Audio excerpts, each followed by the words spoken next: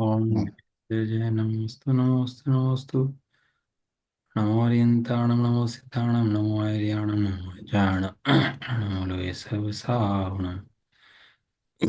मंगलम भगवान वीरो मंगलम गौतमो गणी मंगलम कुंद कुंदाद्यो जैन धर्मोस्तु मंगलम सर्वमंगल मांगल्यम सर्वकल्याणकारिकं दानं सर्वधर्माणां जैनं जयतु शासनम्। नमः श्री नमः समय साराय सानुभूत्या चकास्ते चित स्वभावाय भावाय सर्वभावान्तरचिते वन्दित्व सर्वसिद्धे धूमचलमणोऽयं गतिं पत्ते वोच्छामि समय पाहुड मुनयो सुधकेविली वणिदम्।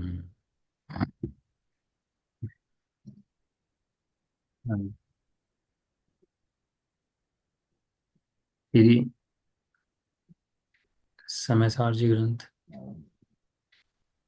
शर्व विशुद्ध ज्ञान अधिकार स्वाध्याय में इसकी गाथाएं जो चल रही हैं, सबसे पहली 308, 309, 310 और 311 चार गाथाएं चल रही हैं। हरिगीत पढ़ लेते हैं इनका सबका ना। जो द्रव्य उपजे जिन गुणों से उनसे जान अनन्य वो है जगत में कटिकादि पर्यायों से कनक अनन्य जो जीव अजीव के परिणाम जो शास्त्रों विषय जिनवर कहे वे जीव और अजीव जाने अनन्य उन परिणाम से उपजे नात्मा कोई से इससे नात्मा कार्य उपजावता नहीं कोई को इससे न कारण भी बने रे कर्म आश्रित होए करता कर्म भी करतार के आश्रित हुए उपजे नियम से अन्य नई सिद्धि दिखे। गातार तो हो गया था, टीका हो गई थी इसकी। जो कलश था वो कलश भी हो गया था। जैसे ना चार की टीका इसके अंदर थी। वो खोल लेते हैं बाजार।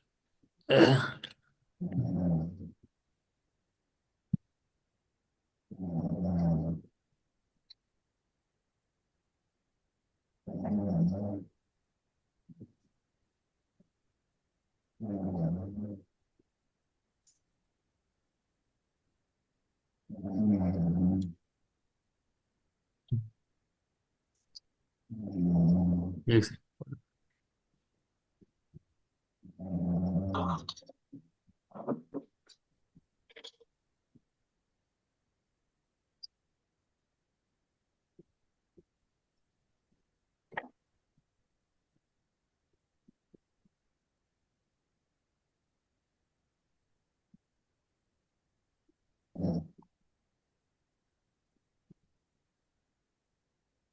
आगे सामने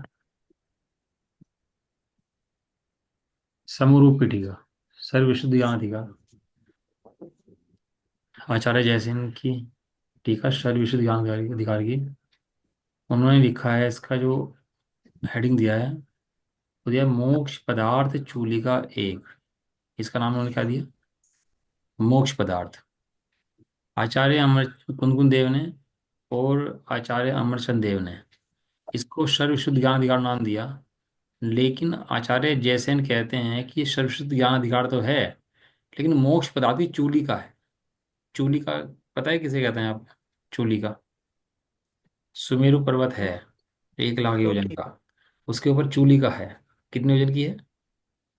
40 योजन की चूली का है ना।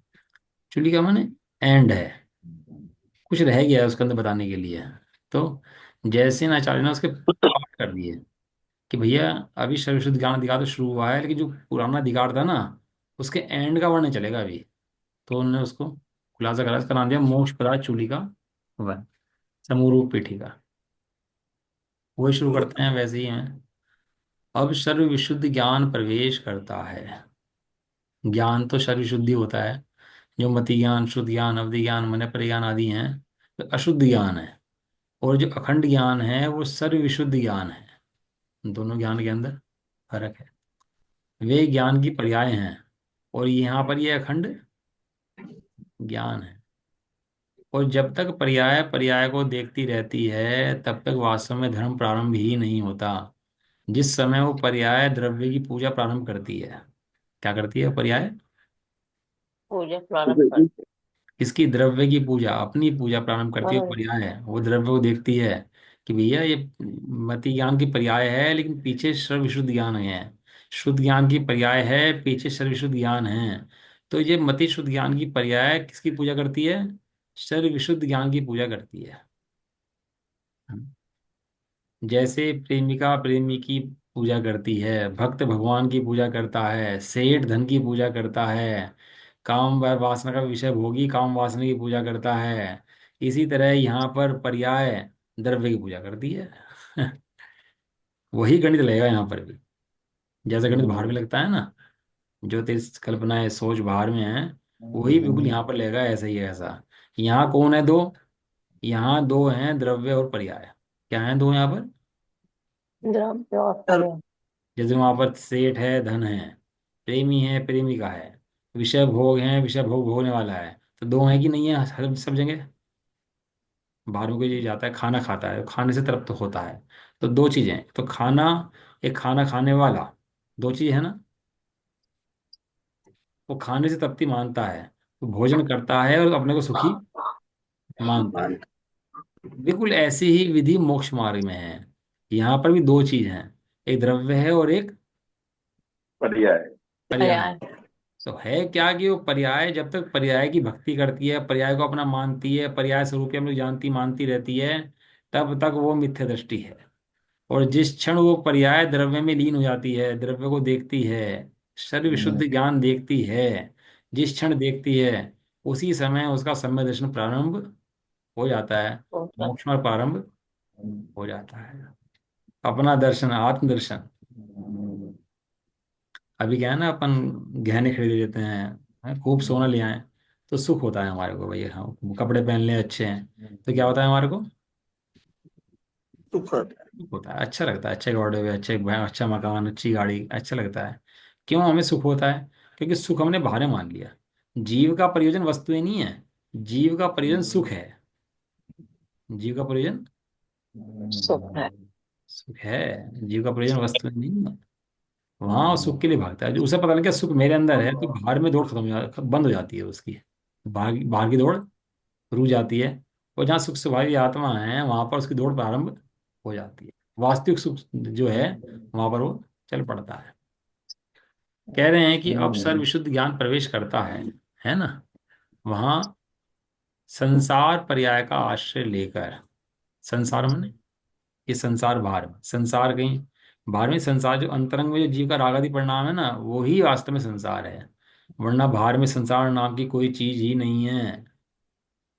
बाहर में सब जड़ पुद्गलों का परिवर्तन है, बाहर में नहीं है वास्तव में संसार। संसार कहाँ बसता है? कहाँ रहता है संसार? अपनी पर्याय में बसता है संसार। तो संसार पर्याय का आश्रय लेकर अशुद्ध उपादान, उपादान के दो भेद लिए, अशुद्ध उपादान और शुद्ध उपादान। उसी उपादान के दो भेद हैं। जब पर्याय की दृष्टि से देखते हैं तो अशुद्ध नजर आता है, तो द्रव्य दृष्टि से देखते हैं तो वही उपादान शुद्ध नजर आता है, तो उसको अशुद्ध उपादान बोलते हैं। अशुद्ध अशुद्ध उपादान रूप से अशुद्ध निश्चय से, अशुद्ध निश्चय ने अशुद्ध उपादान को विषय बनाएगा, और शुद्ध निश्चय ने शुद्ध उपादान को विषय बनाएगा। दोनों नए भी वहीं पर हैं और दोनों वस्तुएं भी वहीं पर हैं, दोनों की दोनों।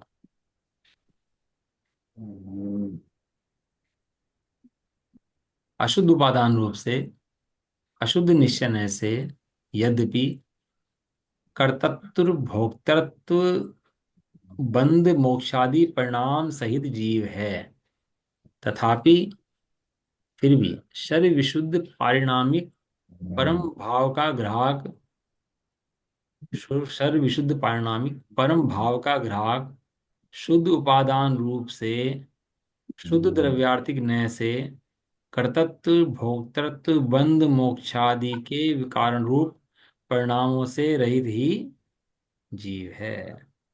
अट्ठ चतुर्बाण दंसन सामुंडम जीव लक्षणम भणियम। क्या है आगे? व्यवहार शुद्ध दुनिया हाँ, जी शुद्धम पुरुषं अर्चुदुना। हेलो। दंसनम नाणम। ये जो आठ भेद कहे गए हैं जीव के, ज्ञान के, व्यवहार दर्शन शुद्ध दर्शन के जो भेद कहे गए हैं, ये व्यवहार से कहे गए हैं। व्यवहार माने अशुद्ध उपादान से कहे गए हैं। वास्तव में ज्ञान दर्शन में भेद नहीं है, वो अभेद है। इसको कौन विषय करता है? इसको शुद्ध नय विषय करता है। णावी उपज्जई णावी मरई बंधना मुखौ करई, जीव परमथ्यो जोइया जिणवर एवं भणई।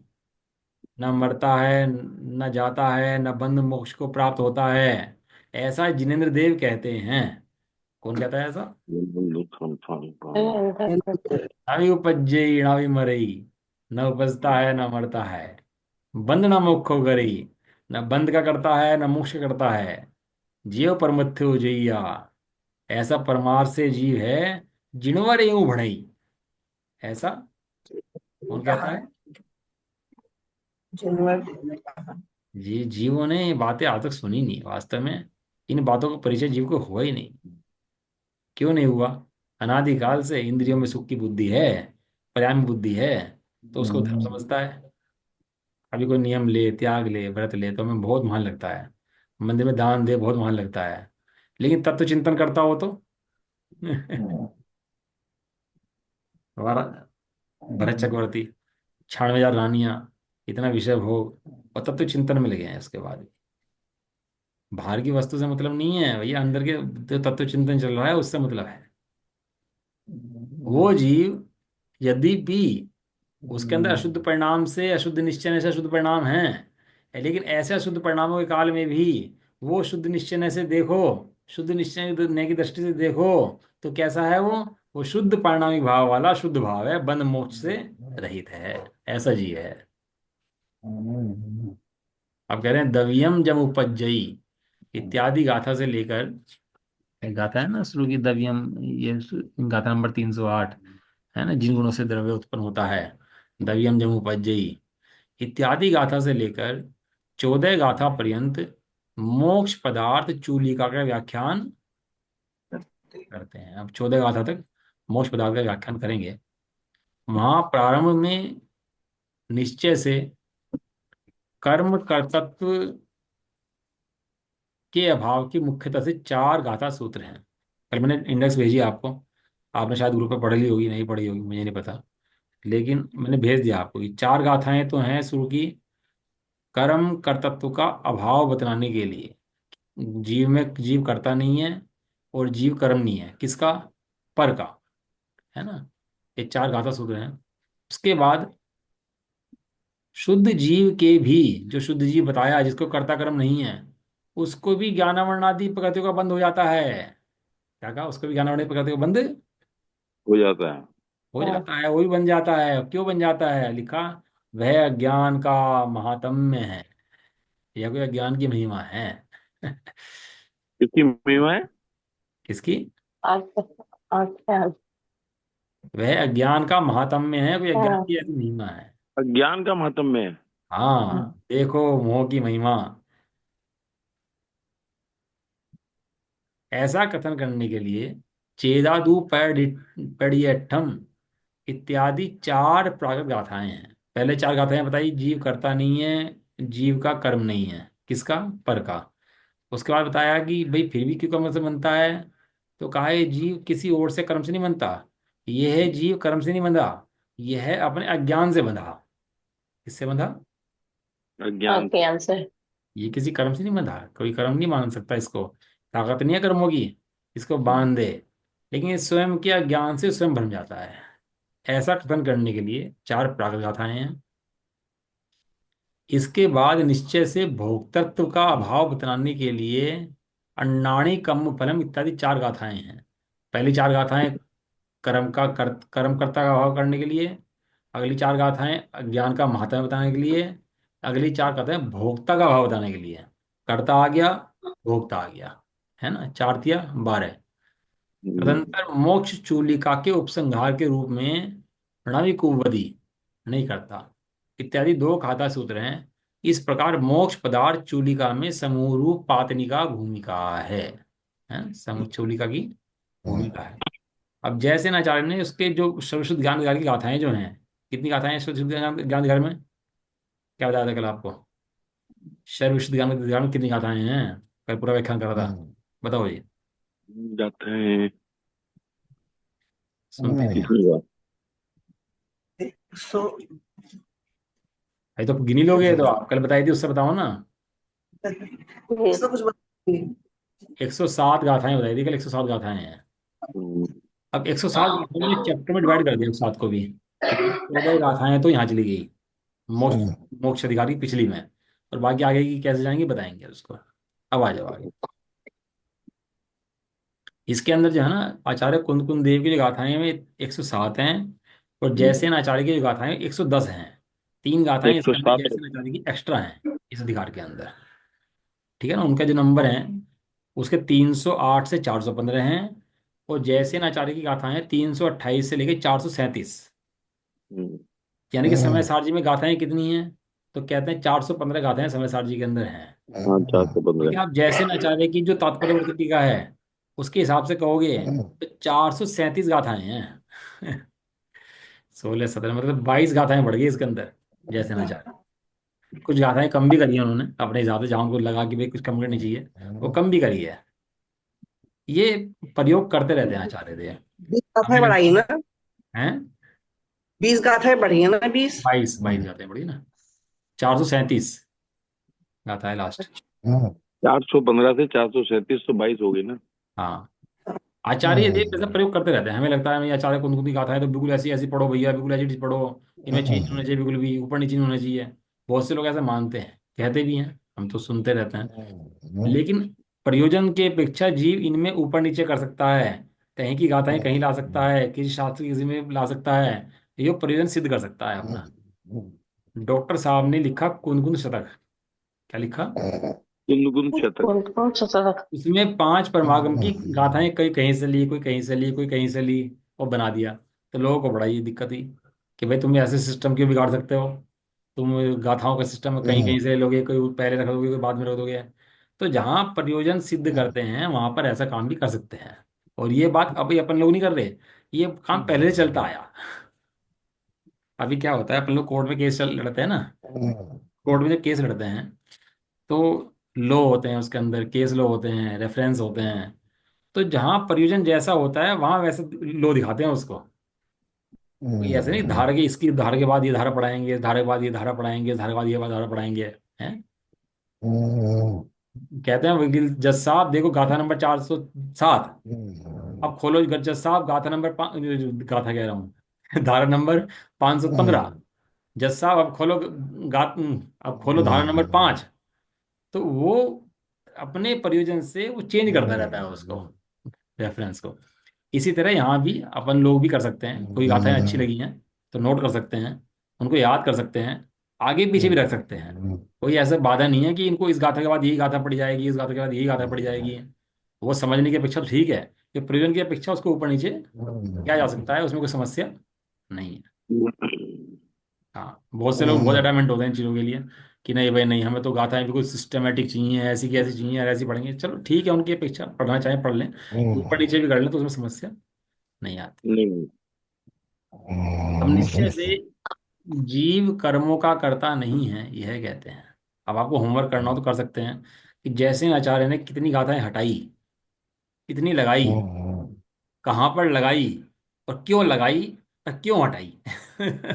अब आपको होमवर्क चाहिए ना, तब करो होमवर्क बैठ के। यही होमवर्क कम से कम 1 हफ्ते का होमवर्क है, यदि आप करना चाहो तो लगाओ समय इसके अंदर। नहीं तो हम्म। समय तो चले ही जाएगा। ऐसा करने के लिए काम बहुत है भाई, ऐसा नहीं है करने के लिए काम बहुत है, लोगों ने करा भी है काम। तो पहले शास्त्र छपता था, जैसे न जाके टीका छपती थी इसके अंदर, खाली आचार्य कुंद की गाथाएं और जय अमरचंद देव की आत्मघाती टीका छपती थी। उत्तम चंद जी ने काम किया तो ये साथ में शास्त्र छप गया, इसके साथ में जैसे न जाके टीका भी आ गई है। और जैसे नाचार्य की टीका के ऊपर कल्पना बहन ने बहुत काम किया है, बहुत काम किया। और ये मजे की बात देखो, जो ग्रंथ है ना, एक तो प्रचन, एक तो समयसार जी, एक अपना प्रचनसार जी, और एक पंचास्तिका है। समयसार जी के ऊपर आचार्य अमरचंद की टीका है, आचार्य जयसेन की टीका है। प्रचनसार के ऊपर आचार्य अमरचंद की टीका है, आचार्य जयसेन की टीका। ठीक है। पंचास्तिका के ऊपर आचार्य अमरचंद की टीका है, और शायद जयसेन आचार्य की टीका भी है। जो नियमसार जी है उसके ऊपर दोनों की टीका नहीं है, खाली पदम प्रम मलधारी देव की टीका है। और अष्टपाउड़ के ऊपर, अष्टपाउड़ के ऊपर किसी की टीका नहीं है, कोई टीका हुई नहीं अष्टपाउड़ की। अष्टपाउड़ के ऊपर केवल भावार्थ लिखा तो जयचंद जी छाबड़ा जी है ना, उन्होंने लिखा केवल बस एक भावार्थ अष्टपाउड़ के अंदर। अब कोई कहे भैया कि जी देखो आचार्य ने 5 ग्रंथ रचे, तो अमरचंद देव को ऐसा भाव क्यों नहीं आया कि पांचों ग्रंथों की टीका कर दूं। अब उनको नहीं आया तो नहीं आया, और 3 का भाव आया, 3 लिख दी। ऐसे गाथाओं के हिसाब से भी जो आचार्य देव के मंतव्य है ना, वो क्या है, इस गाथा की टीका करूंगा, इन ग्रंथों की करूंगा, तो कर सकते हैं। ऐसे छोड़ छोड़ दिया और छोड़ दिया, ऐसा कोई भेद नहीं है कि करनी पड़ेगी जबरदस्ती में, उसको पूरा करना पड़ेगा। चलो, अब निश्चय से जीव कर्मों का कर्ता नहीं है, यह कहते हैं। तात्पर्य टीका।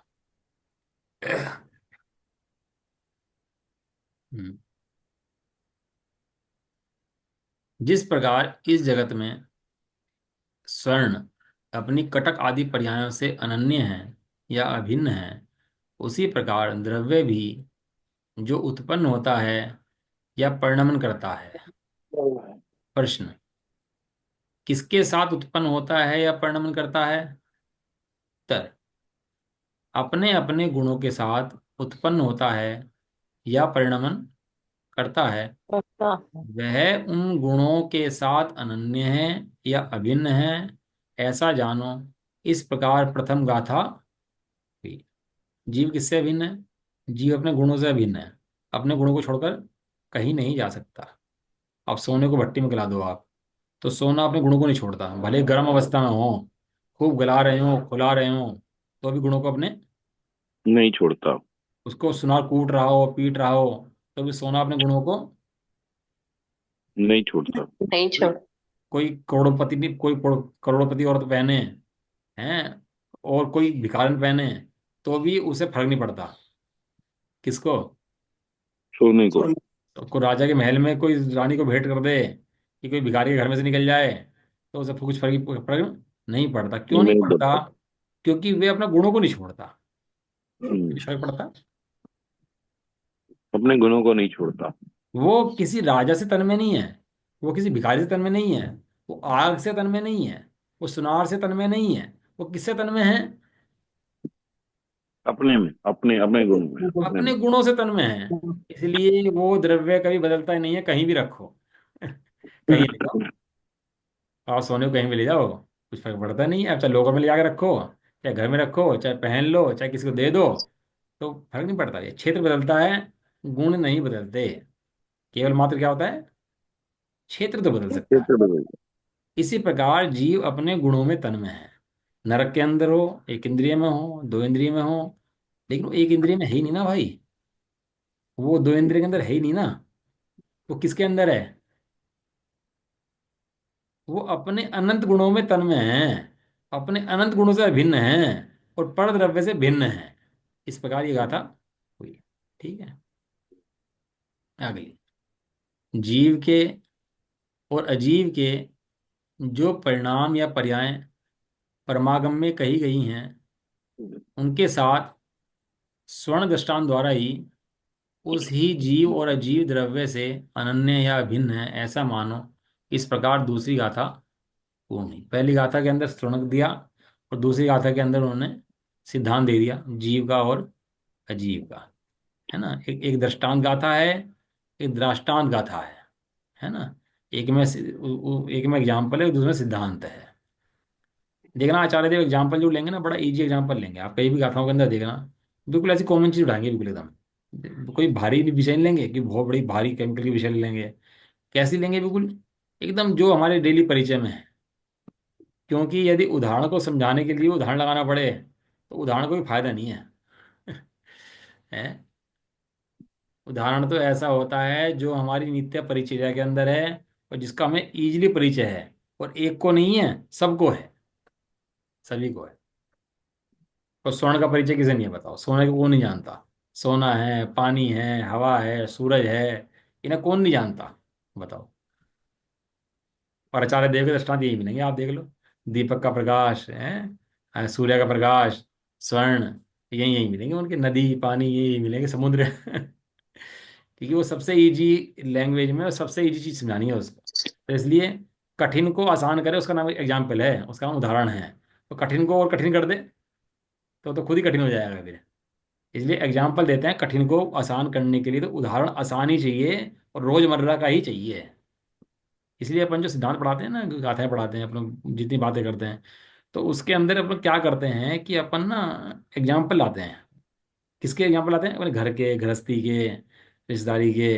कौन से एग्जाम्पल लाते हैं? जिससे परिचय है हमारे को। वे एग्जाम्पल उठा के और समझाते किसको हैं? एग्जाम्पल का उद्देश्य एग्जाम्पल समझाना नहीं है, एग्जाम्पल का उद्देश्य सिद्धांत समझाना है। परिचित से अपरिचित की ओर। क्या बोला? परिचित से परिचित से अपरिचित की ओर। अपरिचित। बस ये जैन धर्म को सार समझ लो इतने से भाषा में ही। जीव का स्वभाव अपरिचित है, इंद्रिय विषय परिचित हैं, तो परिचित से अपरिचित की ओर ले आते हैं उसको। परिचित से परिचित नहीं, परिचित से अपरिचित, अपरिचित की ओर। ऐसा। हम्म।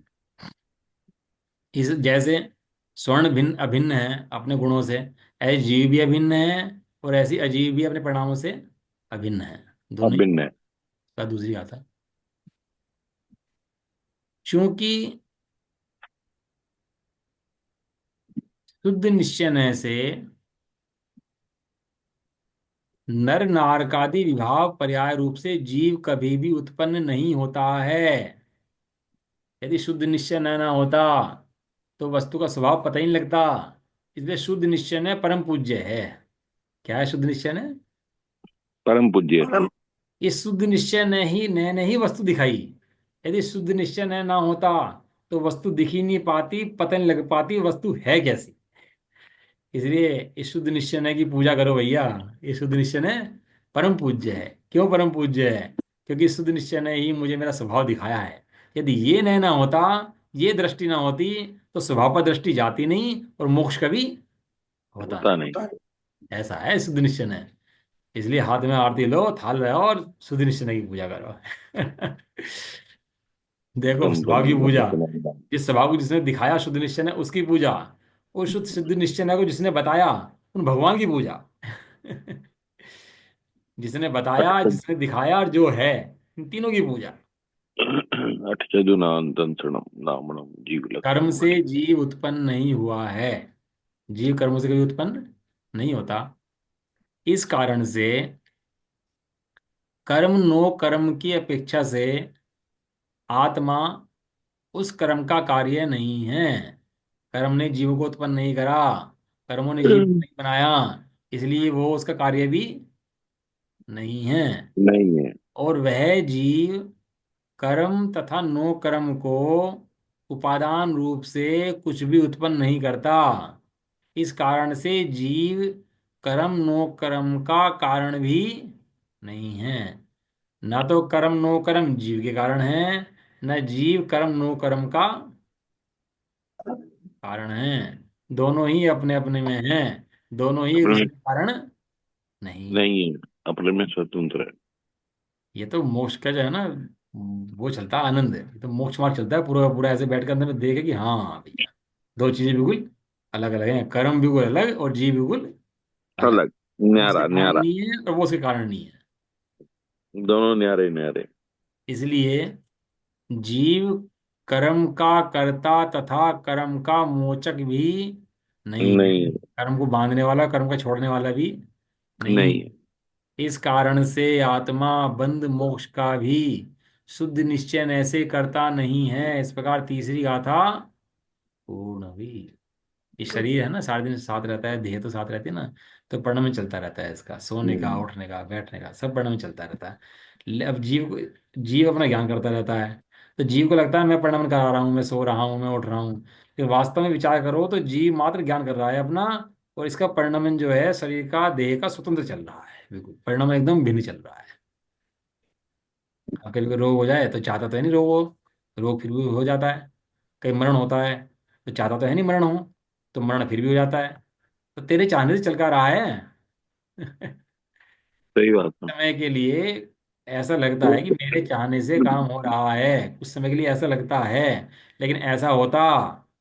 नहीं है। अभी शरीर की बात नहीं कर रहे। इस शरीर के अंदर जो कर्म बैठा, कर्म शरीर, एक देह शरीर है, एक कर्म शरीर है। वो कर्म शरीर भी ऐसे ही परिणाम कर रहा।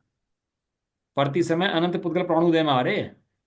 तो प्रत्येक समय पुद्गल, अनेक पुद्गल प्राणु बंध रहे, प्रत्येक समय बंध रहे।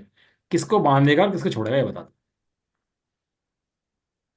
और मजे की बात देखो, उन कर्मों की बात भी नहीं कर रहे। उस कर्मों के अंदर जो तेरे परिणाम है ना, जो एक समय में बदल जाते हैं, एक समय में बदल बदल जाते जाते हैं। हैं। कितने हैं अनंत गुणों के अनंत परिणाम हैं। कितने अनंत हम्म। गुणों के। अनंत परिणाम है। अब बता, अनंत गुणों के अनंत परिणाम करने तो कैसे जाएगा बता। ये तो वस्तुत गुण की पूजा करो बैठ करके। वस्तुत गुण ने ठेका ले रखा है इन सबका अनंत गुणों को परिणाम कराने का, कि सब गुण अब समय परिणाम करेंगे और अपना अर्थ क्रिया करेंगे, अपना ही परिणाम करेंगे। अज्ञानी तो समझता नहीं ना बातों को, वो तो बस भूल में खा रहे हैं, पी रहे हैं, ऐसे करता रहता है।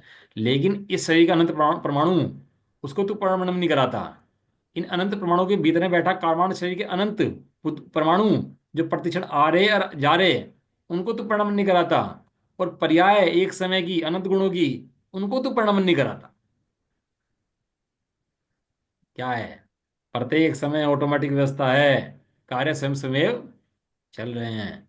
तू तो अखंड ज्ञायक देख, एक ज्ञायक में सब सिद्धि है। अभी आएगा अपना अधिकार वो, कौन सा अधिकार लास्ट का, स्वादात अधिकार। उसमें बताएंगे एक ज्ञान को देखने से अनंत शक्तियां उछलती हैं, अनंत आनंद उसके अंदर हो जाता है एक ज्ञान को देखने से ही। ऐसा देखो, क्योंकि कम्मम पड़ुच्च कत्ता कत्तारम तह पड़ुच्च कम्माणि उपज्जन्ते नियमा। क्योंकि पूर्व में कहा गया है कि जिस प्रकार स्वर्ण द्रव्य का कुंडल पर्याय के साथ अनन्यत्व है या अभिन्नत्व है, उसी प्रकार जीव तथा पुद्गल का अपनी पर्यायों के साथ अनन्यत्व है या अभिन्नत्व है। अनन्यत्व माने अन्य अन्य नहीं, अन्य। ए के साथ लगाया, अन्य के साथ लगाया ए। किसी शब्द की नास्ती करनी हो, ए लगा दो उसके अंदर। तो अन्य, अन्य अन्य है। और एक कहते हैं अनन्य है। अनन्य माने अन्य अन्य नहीं है। अन्य अन्य नहीं है कहने का मतलब है एक है ना। अन्य अन्य नहीं है मतलब एक है। अनन्यत्व है या अभिन्नत्व है। और भी कहा गया है कि कर्ता रूप से कर्म तथा नोकर्म द्वारा जीव उत्पन्न नहीं किया जाता है, और जीव भी कर्म नो कर्म को उत्पन्न नहीं। बारंबार एक ही बात, एक ही बात, बारंबार एक ही बात, एक ही रट्टा, एक ही रट्टा, एक ही रट्टा, बारंबार एक ही बात। तो कहते तुम बार बार एक ही बात करते रहते हो, तुम्हें पता नहीं क्या मिल जाता है, बार बार एक ही बात, एक ही बात। कि भाई तू भी तो बार बार एक ही बात कर रहा। सारे दिन शरीर शरीर शरीर शरीर शरीर है, लगाएगी नहीं लगा पूरे दिन, रात दिन रात इसी बातें करता रहता है। निरंतर निरंतर एकदम बिना और रुके। उन्होंने रुचि टूट गई शरीर की, अब उन्हें आत्मा की रुचि लगी। तो बारंबार बारंबार बारंबार बारंबार वही। जीव भी उत्पन्न नहीं करता, और पुद्गल भी जीव को उत्पन्न नहीं करता। नहीं सकता। ये मोक्ष अधिकार की चूड़ी का बता रहे हैं। ये मोक्ष अधिकार है, इसका नाम मोक्ष है। ये मुक्ति है। मुक्त हो गया जीव, स मुक्त एव है, अब मुक्त हुआ। इससे जाना जाता है कि कर्म की प्रतीति करके उपचार से जीव कर्म का करता है, तथा कर्म भी जीव रूप कर्ता को आश्रय करके उपचार से उत्पन्न किए जाते हैं। यह नियम है, इसमें संदेह नहीं है। नहीं है। उपचार से। उपचार माने व्यवहार से। और व्यवहार का अर्थ होता है ऐसा नहीं है। व्यवहार क्या कहता है? जितना व्यवहार ऐसा ऐसा कहता नहीं। नहीं है। है ऐसा नहीं है। कर्म जीव को बांधता नहीं है। जहां बंधा कहा जाता है सो व्यवहार से कहा जाता है। जाता है। अब जितना भी ये है ना अपना करना नियोग, प्रथमा नियोग, उच्चारणा नियोग, ये सारे के सारे व्यवहारिक कथन हैं। सब व्यवहार के कथन है जितना नियोग का कथन है। और ज्यादातर उन्हीं का कथन है। तो जीव उनको पहले से ही वो भ्रम बुद्धि है। और उनके पढ़ पढ़ के और भ्रम बुद्धि आगे हो जाती है इसके ऊपर। यहाँ भैया मैं छोड़ता हूँ, मैं खाता हूँ। है कर्म छोड़ते हैं, कर्म आते हैं। ये कुंद कुंद देव ने मना कर दिया कि नहीं भैया, ऐसा नहीं है। ये सब व्यवहार है, इसकी सबकी नास्ती है। एक पैरा और है क्या इसके अंदर? इस प्रकार से, इस प्रकार से, दे 3 बार दिया, इस प्रकार से, इस प्रकार से, इस प्रकार से। 3 बार लिखा, पेज नंबर 724। ये 723 नंबर पेज था ना? अब 724 नंबर पेज। सीधी दुणा दिसदे अन्ना। इस प्रकार से, इस प्रकार से लिखा ना, तो इस प्रकार से का क्या अर्थ है? कि परस्पर निमित्त भाव को छोड़कर व्यवहार मने एक दूसरे को मिलाकर कथन करे। एक के परिणामों का कर्ता दूसरे को बताए। एक के कार्य को दूसरे कार्य बताए। उसका नाम क्या है? उसका नाम व्यवहार। व्यवहार। तो वही कह रहे हैं परस्पर निमित्त भाव। आपस में निमित्त भाव उसको छोड़कर, कि जीव ने कर्म बांधा, कर्म ने जीव बांधे, निमित्त बन गया, इसे छोड़ करके शुद्ध उपादान रूप से, शुद्ध उपादान रूप से, शुद्ध निश्चय से, शुद्ध निश्चय से जीव का कर्म कर्तृत्व के विषय में सिद्धि या निष्पत्ति या घटित होना दिखाई नहीं देता है। ये दोनों एक होते हुए दिखाई नहीं देते हैं। बताओ, अग्नि ने पानी गर्म किया कि नहीं किया? पानी ठीक। गर्म दिखाई देता है, लेकिन जो गर्माहट है वो अग्नि की है। और पानी अग्नि। पानी की नहीं है। पानी शीतल है, पानी का स्वभाव शीतल है। हाँ, ये स्वभाव पानी का अभी शीतल है। कर्मों ने जीव को गर्म किया कि नहीं किया? कर्म ने जीव के अंदर प्रवेश करा कि नहीं करा? कि कर्म ने नहीं बात में दिखाई नहीं देता है नहीं। सो कर्म का भाव है। लेकिन जीव वर्तमान में शुद्ध ज्ञान स्वरूप ही है। ऐसा इसलिए अग्नि पानी रूप दिखाई नहीं देती, और पानी अग्नि रूप दिखाई नहीं देता। नहीं नहीं देता। तो। तरह कर्म जीव रूप दिखाई नहीं देते, और जीव कर्म रूप दिखाई ना नहीं देते। देता। कर्म वगणना योग्य पुद्गलों का कर्मपना भी दिखाई नहीं देता है। कि कर्म वर्णा की जो पुद्गल है वे कर्म रूप से होगी। वो वर्णा वर्णा में ही है, पुद्गल पुद्गल में ही है। इसलिए कर्म रूप भी दिखाई नहीं देता। इससे सिद्ध है कि जीव शुद्ध निश्चय नय से अकर्ता है। इस प्रकार चौथी गाथा पूर्ण हुई। शुद्ध निश्चय नय से जीव क्या है? करता है। शुद्ध निश्चय नय माने वास्तव में। और अशुद्ध निश्चय नय माने दिखावे का, व्यवहार में, कहने का। ये तो काहे के शेर हैं, कहते हैं ना। ये तो काहे के शेर है भाई साहब, ये शेर नहीं है। हम्म। आप कालीन ले आए घर के अंदर, दिखावे के शेर बना तेरा। हुआ है उसके ऊपर।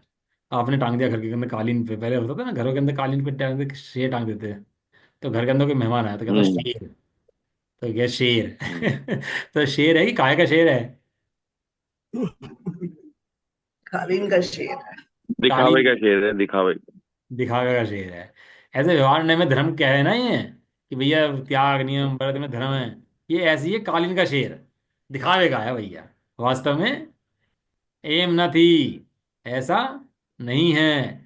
जीव का शुद्ध हम्म। सम्यक दर्शन ज्ञान चारित्र ही मोक्ष है, सुख है। इसके अलावा बाहर में कहीं भी मोक्ष और सुख नहीं है। नहीं। नहीं है। हम्म। अठ चंदु नाम बढ़िया है, संत। सब बोले ना आवाज आए एकदम, हाँ ऐसा ही है। लगता है पढ़ाना सार्थक हो गया अपने लिए। क्या है, जीवों को अनादिकाल से व्यवहार की रुचि है। और व्यवहार के पक्ष पड़ा हुआ है, और व्यवहार को ही सुनते हैं। तो बुद्धि वहीं भ्रमित रहती है। और ये बातें सुनना पसंद नहीं करता, सुनता तो ऊपर से सुनता है। हाँ हाँ ठीक है, ठीक है, ठीक है।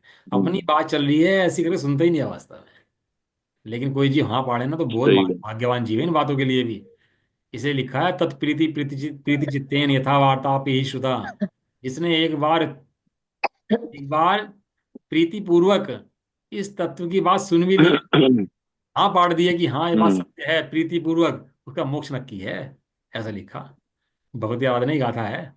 तत्प्रीति प्रीति चित्तेन यथा वार्तापि श्रुता, है निकट स भवेद भव्यो, भावी निर्माण भाजनम। वो निकट भव्य है, निर्माण को प्राप्त करने वाला है। इस प्रकार निश्चय से जीव कर्म का कर्ता नहीं है। वास्तव में जीव अलग और पुद्गल अलग, जीव न्यारा पुद्गल न्यारा, दोनों न्यारे न्यारे हैं, ये वास्तविक बात है। ये शरीर आदि पुद्गल के हैं, मेरे नहीं है। क्षयोपम पुद्गल का है, मेरा नहीं है। ये सब नहीं। कर्म का नहीं है। अपना। इस प्रकार व्यवहार की मुख्यता से प्रथम स्थल में चार गाथाएं, व्यवहार व्याख्यान की मुख्यता से प्रथम स्थल में चार गाथाएं पूर्ण हुई। पूर्ण। पूर्ण। हाँ, अब इसके बाद गाथाएं आएंगी, चार गाथाएं, जिसमें कहेंगे ज्ञान वर्णादि कर्मों का, जो बताया ना कि अज्ञान की महिमा है तो कर्मों से क्यों बन जाता है, उसकी गाथाएं आएंगी, है ना। ये चार गाथाएं हैं, दो दो गाथाओं की, दो में है इसको, और इसका अपन लोग कर पढ़ाते हैं। चल।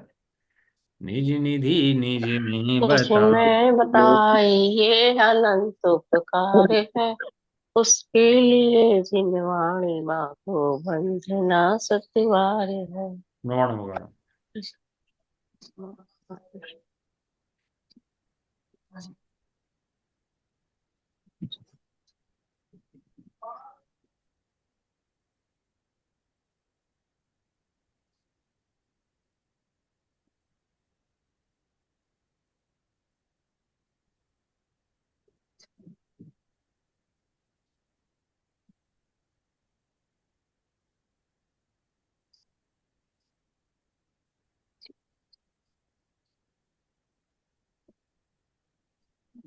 जय बोलो श्री मणि माता की, जय जय हो। जय हो।